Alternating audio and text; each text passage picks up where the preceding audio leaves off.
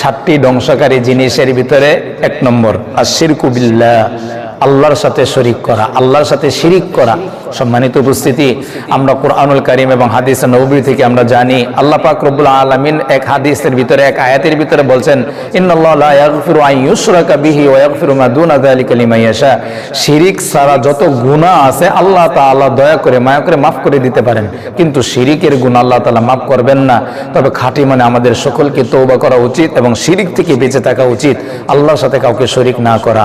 7টি জিনিস ধ্বংসকারী, তার ভিতরে 1 নম্বর হইল যে আশিরকু বিল্লাহ, মানে আল্লাহর সাথে অংশীদার স্থাপন না করা। আল্লাহ যে গুণে গুণান্বিত, এই গুণে পৃথিবীর কোনো কাউকে মনে না করা, কোনো আল্লাহওয়ালা বুজুর্গ ব্যক্তিকে, কোনো পীরকে, কোনো রাজনৈতিক কোনো ব্যক্তিবর্গকে, কোনো নেতা নেত্রীকে থেকে শুরু করে একেবারে উপর লেভেল থেকে শুরু করে ছোট পর্যন্ত কোনো ব্যক্তিকে আল্লাহ তাআলা যে গুণে গুণান্বিত, এমন গুণে